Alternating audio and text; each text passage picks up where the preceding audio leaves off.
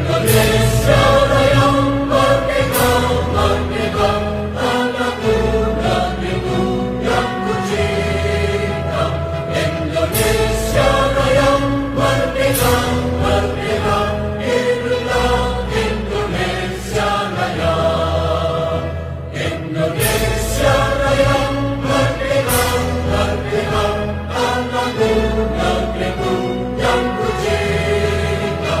Indonesia Raya merdeka, merdeka, hiduplah Indonesia Raya.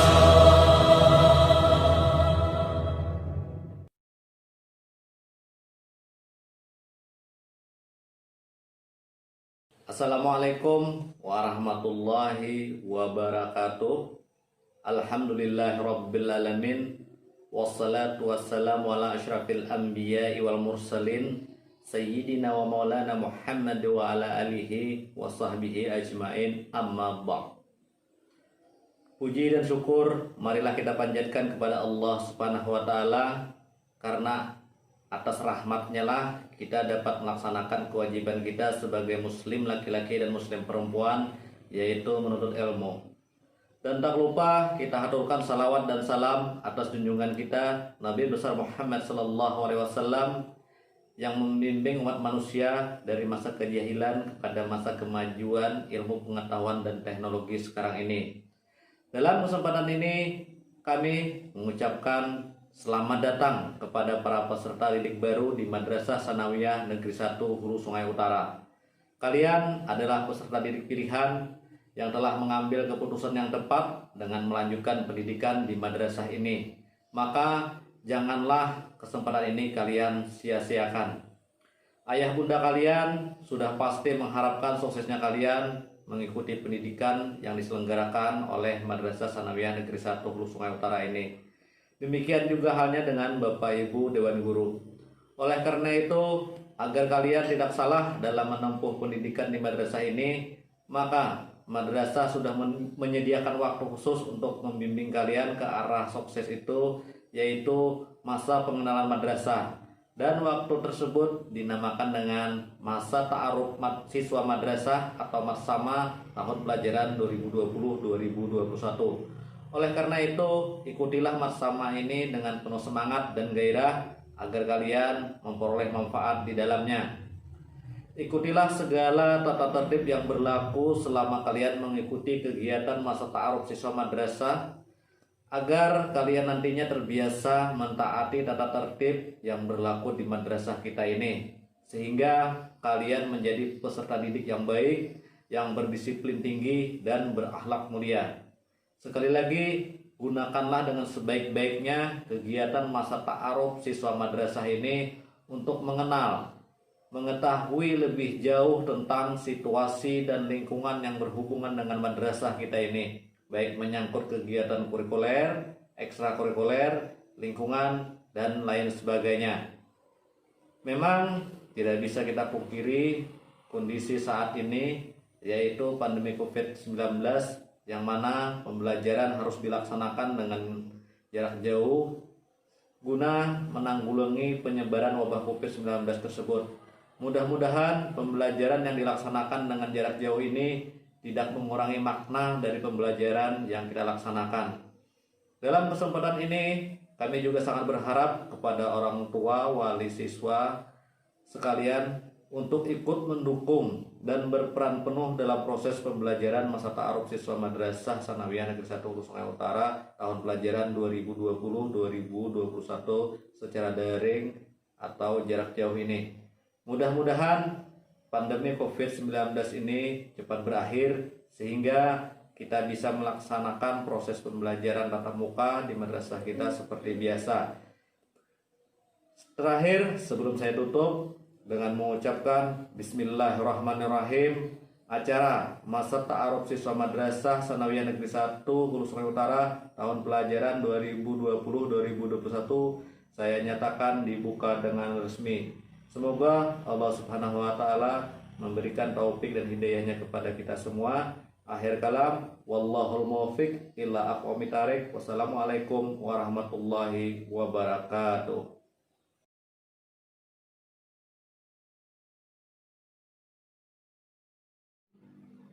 Assalamualaikum warahmatullahi wabarakatuh. Anak-anakku, peserta didik baru, peserta masa ta'aruf siswa Madrasah Sanawiyah Negeri 1 Hulu Sungai Utara yang berbahagia. Bagaimana kabar kalian pagi ini? Mudah-mudahan pagi ini merupakan waktu yang sangat menyenangkan bagi kalian semua, karena pagi ini merupakan awal-awal masuk belajar pada Madrasah Sanawiyah Negeri 1 Hulu Sungai Utara di tahun pelajaran 2020-2021, walaupun belajarnya dengan jarak jauh.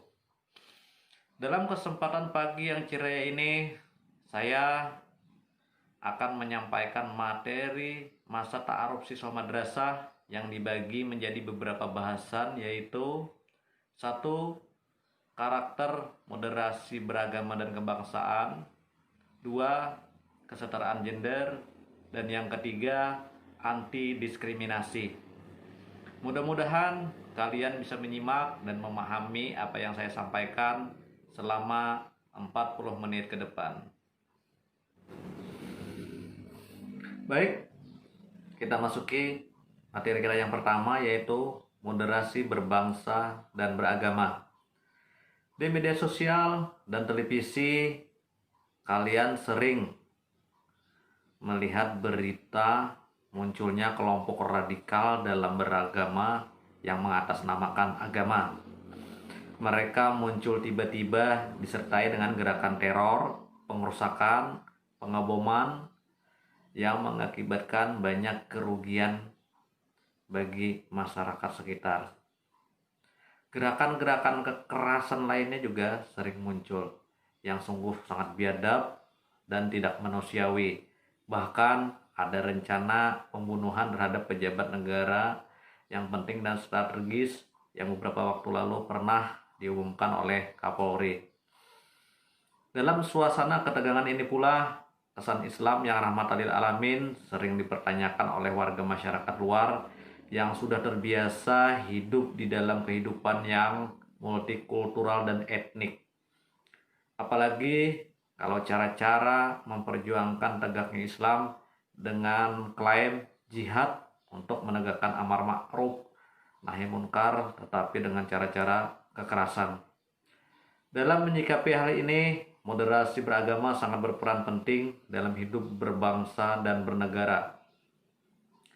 Moderasi beragama adalah cara pandang kita dalam beragama secara moderat, yakni memahami dan mengamalkan ajaran agama dengan tidak ekstrim, baik ekstrem kanan, ekstrem kiri, ekstremisme, radikalisme, ujaran kebencian, hingga menyebabkan retaknya hubungan antar umat beragama.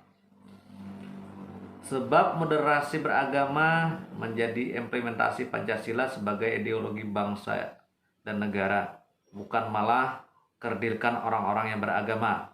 Sebaliknya, bahkan akan teguhkan jiwa dan raga, karena moderasi beragama intinya bisa bebas melaksanakan ajaran Tuhan Yang Maha Esa. Dengan moderasi beragama memunculkan sikap hidup yang wasati, bukan ekstrem kanan dan ekstrem kiri, karena justru kadang-kadang yang di tengah-tengah penuh dengan nilai-nilai. Moderasi beragama dan semangat keagamaan yang diusung oleh pemerintah Republik Indonesia adalah untuk menjaga 4 kesepahaman nasional, yaitu Pancasila, Undang-Undang Dasar 1945, Bhinneka Tunggal Ika, dan NKRI, yang telah teruji mampu menyatukan semua elemen bangsa dan menyatukan pluralisme kultural, religius, etnis, dan geografis negara dan bangsa Indonesia. Di negara mayoritas Muslim, sikap moderasi itu minimal meliputi pengakuan atas keberadaan pihak lain, pemilihan sikap toleran, penghormatan atas perbedaan pendapat, dan tidak memaksakan kehendak dengan cara kekerasan. Hal ini berdasarkan pada ayat Al-Quran, antara lain menghargai kemajemukan dan kemauan berinteraksi dalam surah Al-Hujurat ayat 13. Kemudian ekspresi agama dengan bijaksana dan santun, Quran An-Nahl ayat 125, dan banyak lagi ayat-ayat Al-Quran yang mengajarkan agar umatnya untuk belajar moderasi berbangsa dan beragama.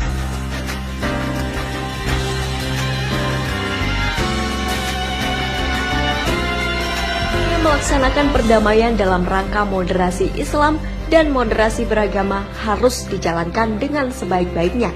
Keberagaman beragama adalah kekuatan, bukan kelemahan. Masyarakat hendaknya saling menghargai pandangan-pandangan satu sama lain.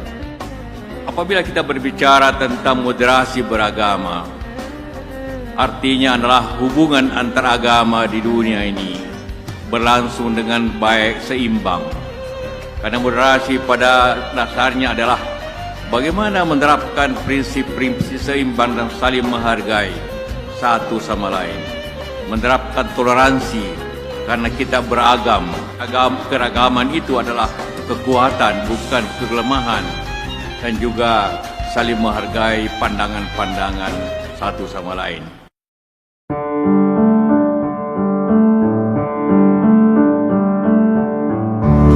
Indonesia adalah negara yang dianugerahi banyak kelebihan oleh Allah.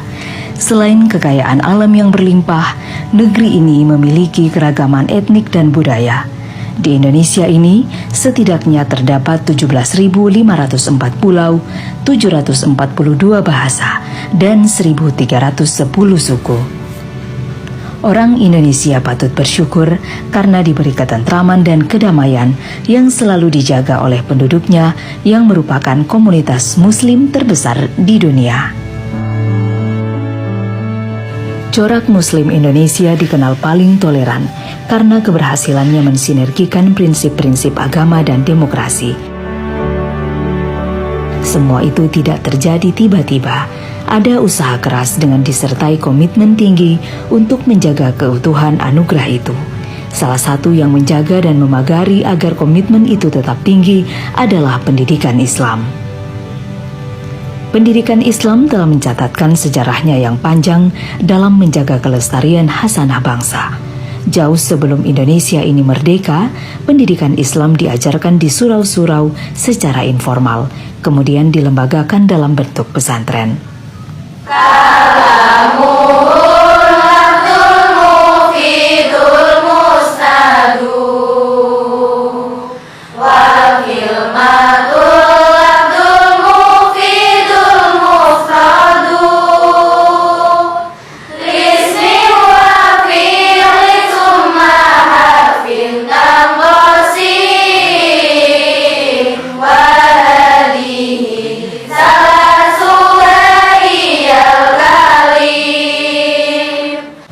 Pesantren di Indonesia sangat unik karena didirikan secara swadaya berbasis masyarakat. Kemandirian inilah yang kemudian memberikan kekuatan, ciri khas, dan menjadi cikal bakal perkembangan pendidikan Islam di Indonesia.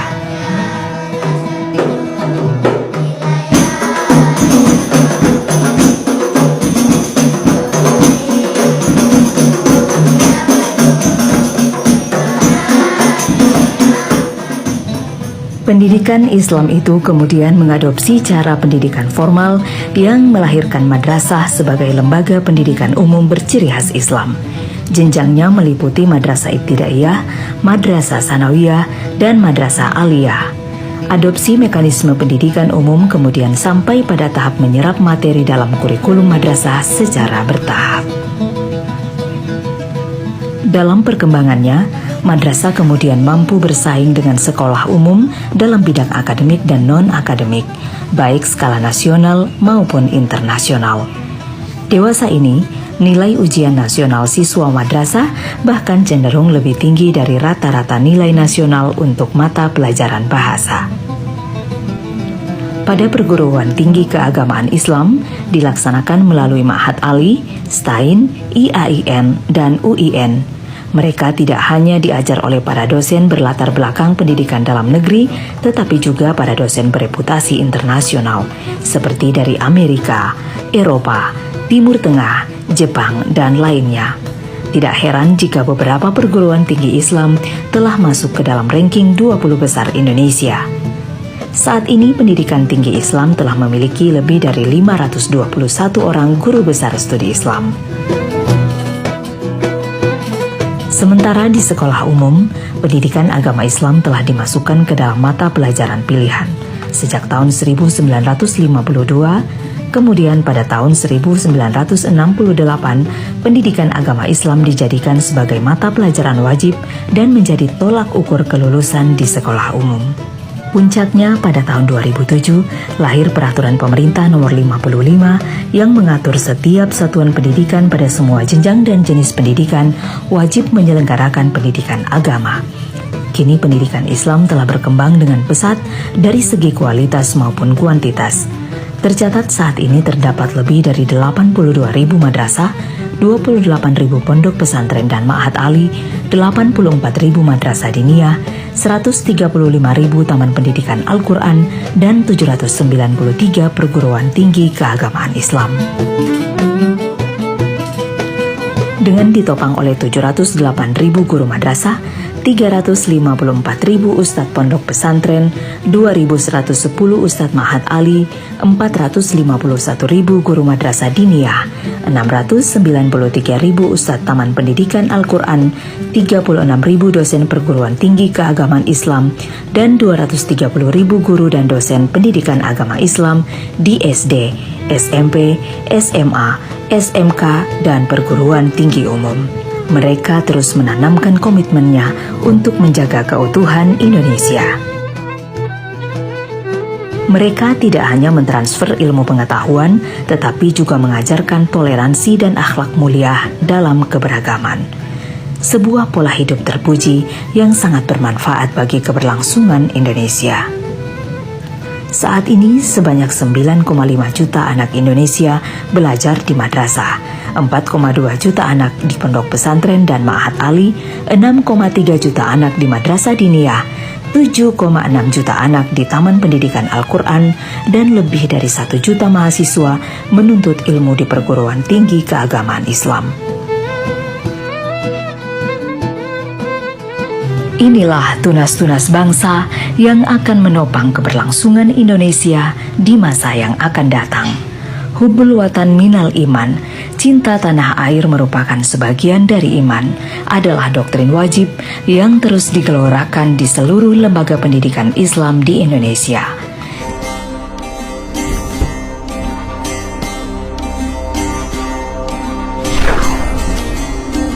Ada dua gelar yang diberikan oleh Allah Subhanahu wa taala kepada umat Muhammad sallallahu alaihi wasallam, yakni khairul ummah, yang berarti umat terbaik sebagaimana tercantum dalam surah Ali Imran ayat 110, dan ummatan wasatan, yang berarti umat moderat dalam surah Al-Baqarah ayat 143.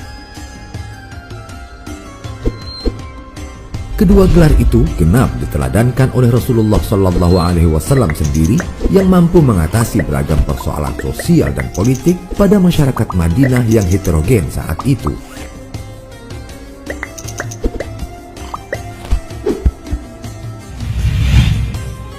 Di tengah keragaman antara banyak suku dan agama seperti Yahudi, Nasrani, dan umat beragama lain, Rasulullah Shallallahu Alaihi Wasallam terbukti mampu menjadi pelopor solusi kemanusiaan bagi peradaban dunia yang kemudian dikembangkan oleh manusia hingga hari ini.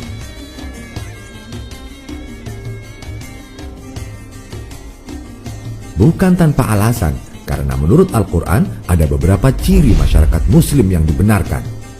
Di antaranya adalah: pertama, masyarakat yang satu atau ummatan wahidah, sebagaimana disebut dalam Quran Surah Al-Mu'minun ayat 52. Dan sesungguhnya agama Tauhid inilah agama kamu, agama yang satu, dan aku adalah Tuhanmu, maka bertakwalah kepadaku. Yang kedua disebut masyarakat yang bersaudara satu dengan lainnya, sebagaimana tercantum dalam Quran Surah Al-Hujurat ayat 10. Sesungguhnya orang-orang mukmin itu bersaudara. Karena itu, damaikanlah antara kedua saudaramu yang berselisih dan bertakwalah kepada Allah agar kamu mendapat rahmat. Selanjutnya yang ketiga, Quran Surah Ali Imran ayat 103 menyebutkan umat Islam sebagai masyarakat yang diikatkan oleh tali Allah tidak tercerai-berai. Dan berpegang teguhlah kalian semua kepada tali agama Allah, dan janganlah kalian bercerai-berai. Dan ingatlah nikmat Allah kepada kalian ketika kalian dahulu masa jahiliyah bermusuhan, lalu Allah mempersatukan hati kalian, sehingga dengan karunia-Nya kalian menjadi bersaudara. Sedangkan ketika itu kalian berada di tepi jurang neraka, lalu Allah menyelamatkan kalian dari sana. Demikianlah Allah menerangkan ayat-ayat-Nya kepada kalian agar kalian mendapat petunjuk. Lalu yang keempat, Quran Surah Ali Imran ayat 159 menyebutkan umat Islam sebagai masyarakat yang suka bermusyawarah. Maka berkat rahmat Allah, engkau wahai Muhammad berlaku lemah lembut terhadap mereka. Sekiranya engkau bersikap keras dan berhati kasar, tentulah mereka menjauhkan diri dari sekitarmu. Karena itu maafkanlah mereka dan mohonkanlah ampunan untuk mereka, dan bermusyawarahlah dengan mereka dalam urusan itu. Kemudian apabila engkau telah membulatkan tekad, maka bertawakkallah kepada Allah. Sungguh Allah mencintai orang-orang yang bertawakal. Kemudian yang kelima, umat Islam disebut sebagai masyarakat yang seimbang oleh Quran Surah Al-Baqarah ayat 201. Artinya, masyarakat yang mampu menyeimbangkan antara pola hidup dunia dan akhirat. Dan di antara mereka ada yang berdoa, "Ya Tuhan kami, berilah kami kebaikan di dunia dan kebaikan di akhirat, dan lindungilah kami dari azab neraka." Selanjutnya yang keenam, umat Islam adalah masyarakat yang saling tolong-menolong. Sebagaimana yang difirmankan Allah dalam Quran Surah Al-Ma'idah ayat 2, "Dan saling tolong-menolonglah kalian dalam mengerjakan kebajikan dan takwa, dan jangan tolong-menolong dalam berbuat dosa dan permusuhan. Bertakwalah kepada Allah, sungguh Allah sangat berat siksanya." Dan yang ketujuh, Allah mengisyaratkan idealnya umat Islam sebagai ummatan wasatan, masyarakat pilihan, yaitu masyarakat penengah yang adil yang berperan sebagai saksi bagi umat lainnya. Sebagaimana termaktub dalam Quran Surah Al-Baqarah ayat 143, "Dan demikian pula kami telah menjadikan kamu umat Islam sebagai umat pertengahan agar kamu menjadi saksi atas perbuatan manusia dan agar Rasul Muhammad menjadi saksi atas perbuatan kamu." Dan banyak lagi ayat-ayat yang menggambarkan bagaimana masyarakat muslim seharusnya. Dengan dasar persamaan hak dan kepentingan bersama, Muhammad SAW menawarkan kepada masyarakat Madinah yang heterogen saat itu sebuah perjanjian hidup berdampingan secara damai, tolong-menolong atas dasar kebijakan, dan saling membela dari serangan terhadap kota Madinah sebagai tempat tinggal mereka bersama.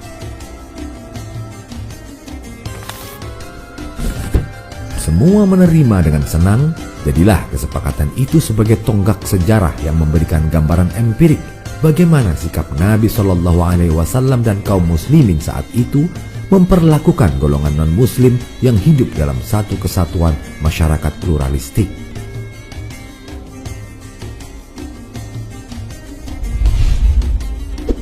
Maka sudah saatnya kita kembali menerapkan prinsip-prinsip moderasi dalam Islam sesuai Al-Quran dan teladan Rasulullah Sallallahu Alaihi Wasallam.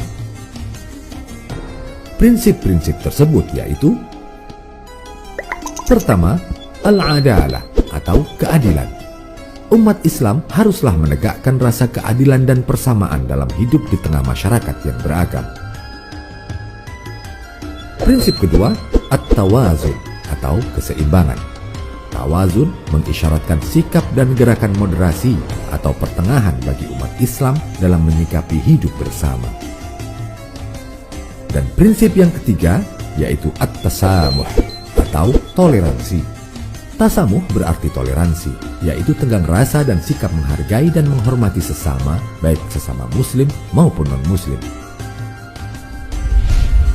Ketiga prinsip moderasi dalam Islam ini tercatat dalam tinta sejarah sebagai ciri ahlu sunnah wal jamaah sebenarnya, yang terbukti ampuh mewarnai peradaban dunia sejak zaman Rasulullah Shallallahu Alaihi Wasallam hingga dunia modern saat ini.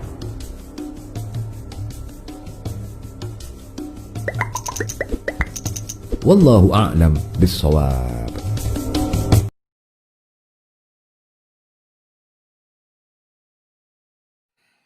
Baik, kita lanjut materi yang kedua, yaitu kesetaraan.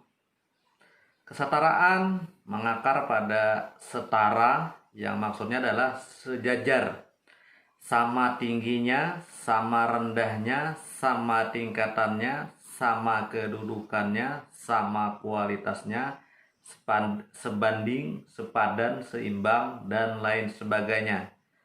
Di mana masing-masing orang ada pada status yang sama di lingkup masyarakat atau kelompoknya. Kesetaraan sosial ini mencakup hal-hal seperti hak hukum, keamanan, kebebasan berpendapat, hak suara, dan hak-hak lain yang bersifat personal.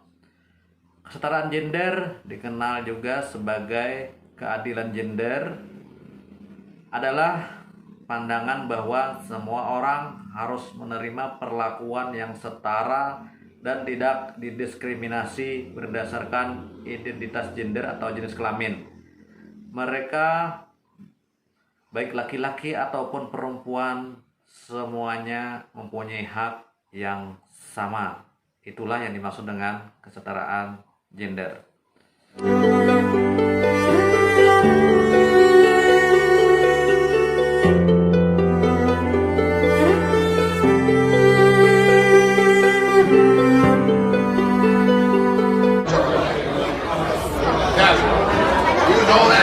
Get it tight. Ready, go!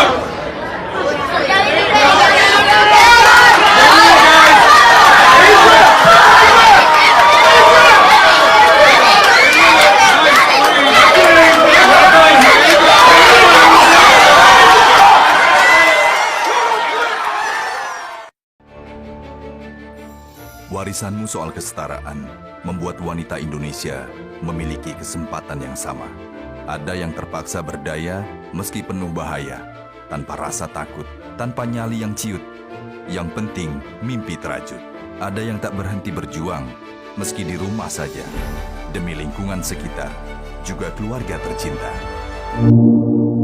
Islam datang dengan membawa taklif syariah yang dibebankan kepada kaum wanita dan kaum pria.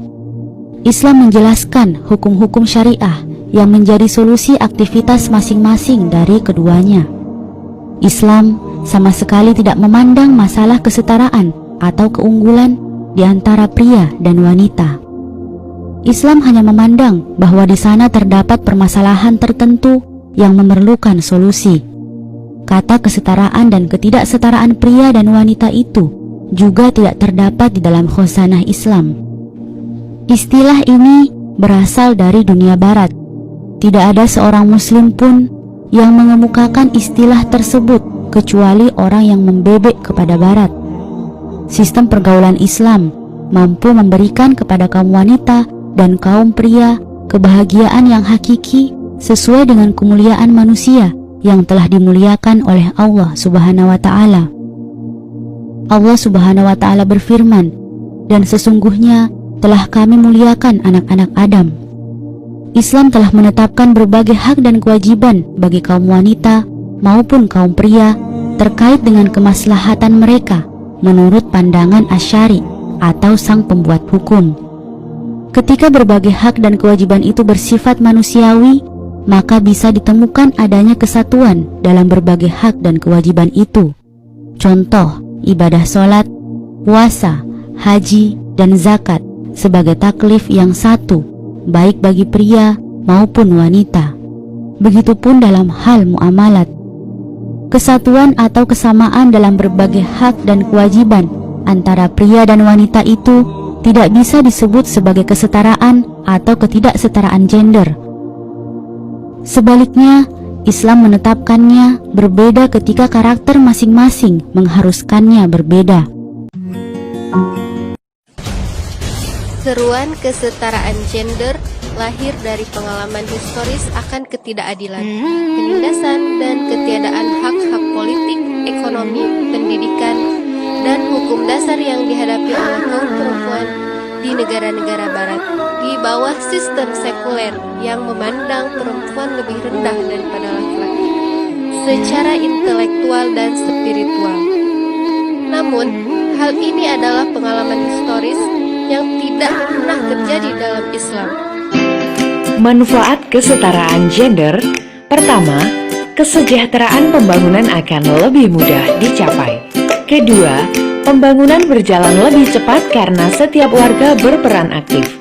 Ketiga, pelaksanaan hukum dan keadilan serta perlindungan hak asasi manusia berjalan adil dan harmonis.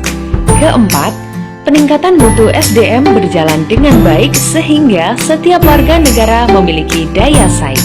Kelima, produktivitas kinerja penduduk menjadi lebih baik karena laki-laki dan perempuan dapat bekerja saling membantu.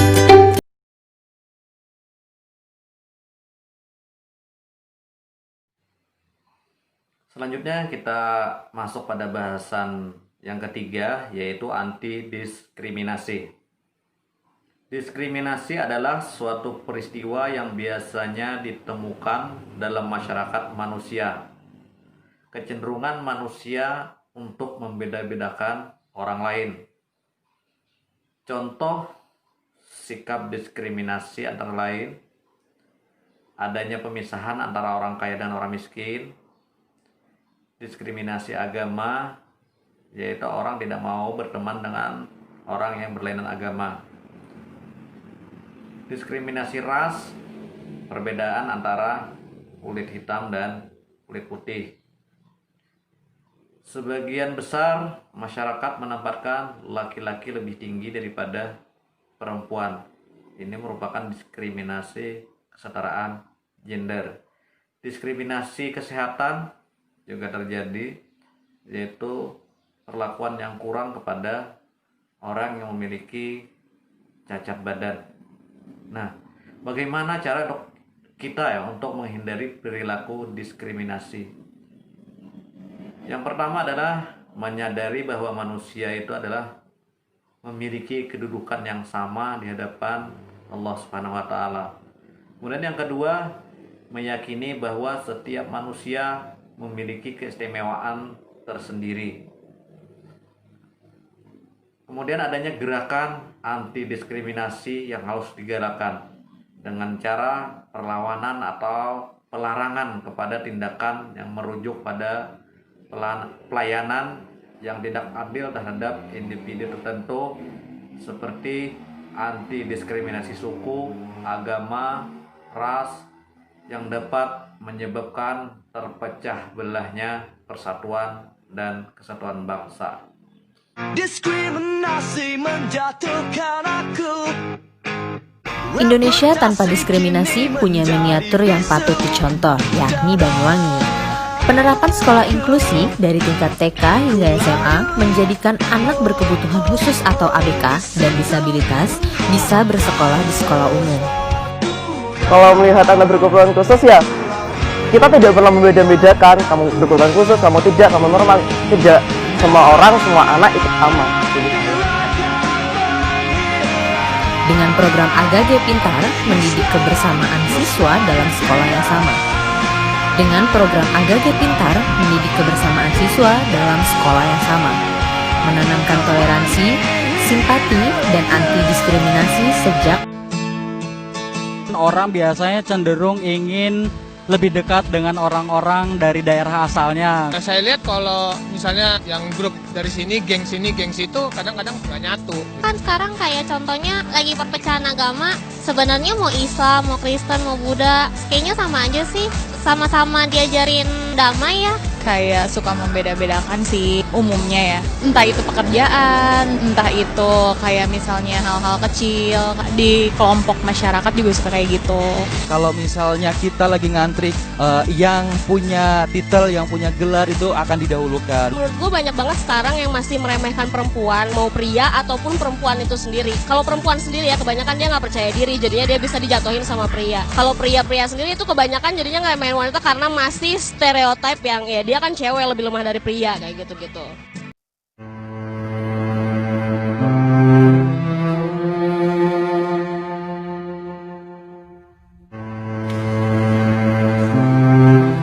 Permisi, boleh saya duduk di sini?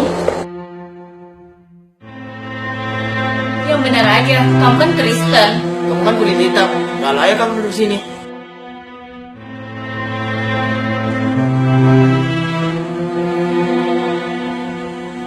Emang kenapa kalau ada Kristiani?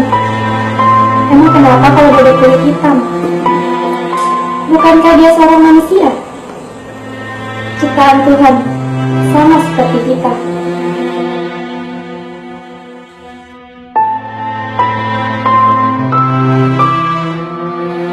Minoritas dan mayoritas, wujudkan solidaritas.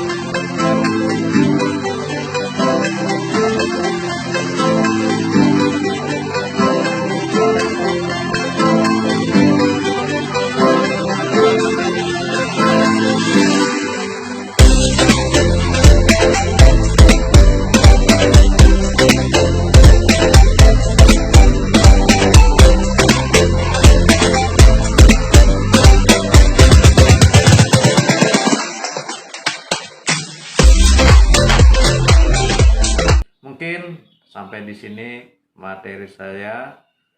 Mudah-mudahan kalian dapat memahaminya dan dapat mengamalkannya dalam kehidupan sehari-hari.